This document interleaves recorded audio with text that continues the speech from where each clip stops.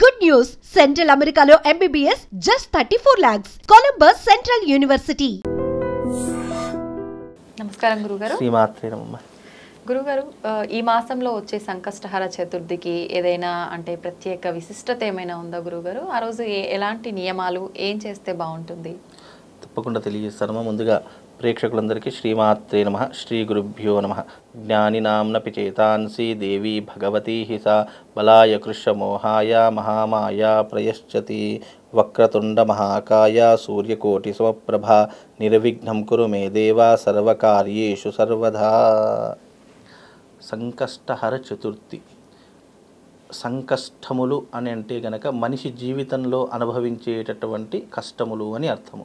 అది ఎలాంటి కష్టమైనా సరే, మనిషి ఒక జీవితంలో ఒక బాధను ఒక దుఃఖాన్ని అనుభవిస్తున్నాడంటే దాన్ని కష్టము అని పిలుస్తాము. అయితే సంకష్టహర చతుర్థి కష్టములను దూరం చేసేటటువంటిది. హర అంటే నాశనము చేసేటటువంటిది అని అర్థము. అంటే సంకష్టహర చతుర్థి అంటే సంకష్టములు అన్నిటినీ కూడా దూరం చేసేటటువంటిది అని అర్థము. దీనిని సంకష్టహర చతుర్థి అంటారు. అంటే విఘ్నేశ్వరుడి యొక్క ఆరాధన చేయడం ద్వారా ఈ విఘ్నేశ్వరుడి యొక్క చతుర్థి అంటే సంకష్టహర చతుర్థి అనేటటువంటిది మనిషి జీవితంలో అంధకారాన్ని తొలగించేసి కష్టాన్ని, బాధను, దుఃఖమును అన్నిటినీ కూడా తొలగించేటటువంటి వ్రతం ఏదైనా ఉంది అంటే అది సంకష్టహర చతుర్థి వ్రతము అని చెప్పుకోబడింది. అంటే గణేష పురాణంలో ఏం చెప్పారు అని అంటే గనక, మన జీవితంలో మనం ఎలాంటి కర్మలను చేసినా, శుభకర్మలను చేసినా అశుభకర్మలను చేసినా, ఏ కర్మ చేసినా తొలుత మొట్టమొదటిగా పూజించే దైవం ఏదైనా ఉంది అని అంటే గనక అది విఘ్నేశ్వరుడి యొక్క ఆరాధన. దానితోనే సమస్త దేవతలను ఆరాధించడం ప్రారంభమవుతుంది. విఘ్నేశ్వరుడి యొక్క ఆరాధన లేకుండా ఏ పూజ కూడా మనం చేయలేము. అలా చేస్తే గనక ఆ పూజ అనేటటువంటి వ్యర్థమే అవుతుంది తప్ప దానివలన ప్రయోజనం అనేటటువంటిది ఏమీ ఉండదు, అంతా నిష్ప్రయోజనమే అవుతుంది. కనుక అందుకే విఘ్నేశ్వరుడి యొక్క ఆరాధన చేయడం ద్వారా రాబోయేటటువంటి సంకష్టములన్నీ దూరం అంటే కష్టములన్నీ దూరం అయిపోతాయి. కాబట్టి సంకష్టహర చతుర్థి వ్రతాన్ని చాలామంది ఆచరిస్తుంటారు. అయితే ఈ వ్రతం ఎవరు ముఖ్యంగా ఆచరిస్తారు అంటే గనక సంతానం లేనటువంటి వారు, వివాహం కానటువంటి వారు, జీవితంలో వృద్ధిలోకి రాలేనటువంటి వారు, మనసులో ఎన్నో ఉన్నటువంటి కోరికలను పెంచుకోవడానికి, కోరికలను నిజం చేసుకోవడానికి సంకష్టహర చతుర్థి వ్రతాన్ని ఎక్కువగా ఆచరణ చేస్తూ ఉంటారు. విఘ్నేశ్వరుడి యొక్క అనుగ్రహం అనేటటువంటిది అతి సులభమైనటువంటి పద్ధతిలో ఏదైనా ఉంది అంటే అది సంకష్టహర చతుర్థి వ్రతము. ఈ సంకష్టహర చతుర్థి రోజున ఉపవాస దీక్షను వహించి చంద్రోదయం తర్వాత, చంద్రోదయం మ్యాక్సిమంగా 8:30 నుండి 9:30 మధ్య కాలంలో చంద్రోదయం అనేటటువంటిది అవుతుంది. ఆ సమయం అంటే చంద్రుడిని దర్శనం అయిన తర్వాతనే మనం భోజనం చేయడం అనేటటువంటి పద్ధతిగా పెట్టుకుంటాము. ఈ యొక్క సంకష్టహర చతుర్థిలో ముఖ్యంగా ప్రతి ఒక్క సాధకుడు అంటే ఇది ఒక వ్రతంలా ఆచరణ చేసుకుంటే ఒకలా ఉంటుంది. లేదంటే నేను సంకష్టహర చతుర్థి రోజు కేవలం ఉపవాస దీక్షను మాత్రమే ఆచరిస్తానంటే పద్ధతులు ఇంకోలా ఉంటూ ఉంటాయి. అంటే మనం ఆచరించే విధానాన్ని బట్టి పద్ధతులు అనేటటువంటి మార్పు చెందుకుంటూ వస్తాయి. అయితే ఈ సంకష్టహర చతుర్థి రోజు అందరూ చేసుకోవాల్సిన చిన్న విషయం చెప్తాను. అంటే ప్రతి ఒక్కరికి ఏదైనా తీరని కోరికలు ఉన్నాయి, తీరని ఇబ్బందులు ఉన్నాయి. లేదు నేను ఎన్నో రోజుల నుంచి ఈ కోరికతో సతమతమైపోతున్నానండి, నాకు అనేక రకములైనటువంటి ఆర్థిక సమస్యలు, అలాగే ఫైనాన్షియల్ ఇబ్బందులు, లేదా వ్యాపారంలో ఇబ్బందులు, ఉద్యోగంలో ఇబ్బందులు, లేదా మానసికంగా శారీరకంగా చాలా ఇబ్బందులు పడుతున్నాను, వీటన్నిటికీ ఏదైనా మార్గం దొరికితే బాగుంటుంది అని అనుకునే వాళ్లకు ఈ సంకష్టహర చతుర్థి 26వ తారీఖు మూలా నక్షత్రయుక్తంగా రావడం జరుగుతుంది. మూలా నక్షత్రము అందులోనూ రవివారం అంటే ఆదివారము రావడం అనేటటువంటిది పరమ పవిత్రమైనటువంటి రోజుగా చెప్పుకోవడం జరుగుతుంది. ఆదివారము మూలా నక్షత్రంతో, మూలా నక్షత్రయుక్త పూర్వాషాఢ మూలా అనేటటువంటి నక్షత్రాల ద్వారా వచ్చేటటువంటి ఈ యొక్క సంకష్టహర చతుర్థి పరమ పవిత్రమైనటువంటి రోజు. కనుక ఆ రోజున చక్కగా విఘ్నేశ్వరుడి యొక్క పటాన్ని పెట్టుకోండి. విఘ్నేశ్వరుడి యొక్క అంటే ఒక చక్కగా పీట వేసుకొని దాని మీద ఒక రవిక కర్మ వేసి దాని మీద బియ్యం వేసుకొని విఘ్నేశ్వరుడి పటాన్ని పెట్టుకోండి. విఘ్నేశ్వరుడి యొక్క పటం ముందర చక్కగా పూర్ణ కుంభం అంటే ఒక కలశాన్ని ఏర్పాటు చేసుకోండి.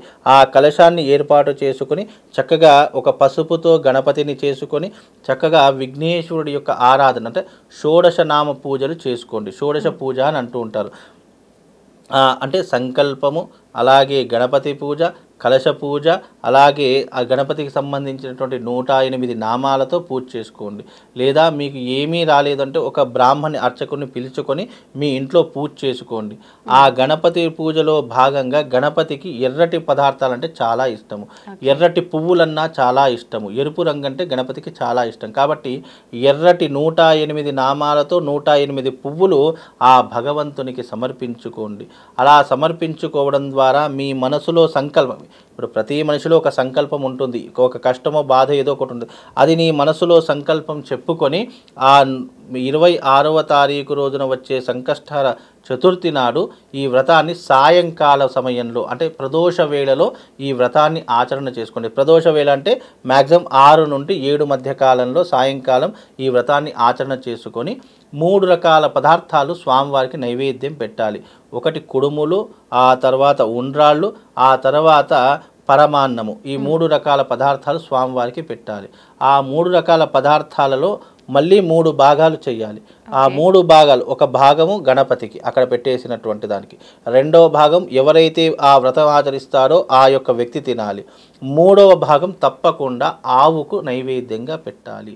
అలా పెడితే నువ్వు అనుకున్నటువంటి కోరిక క్షణాలలో నెరవేరేటటువంటి మహద్భాగ్యము ఈ సంకష్టహర చతుర్థి ద్వారా కలుగుతుంది. అంటే దీనిని ఒక వ్రతంలా చేసుకుంటే దీనికి 5 వారాలు, 6 వారాలు, 11 వారాలు ఒక నియమం పెట్టుకోండి.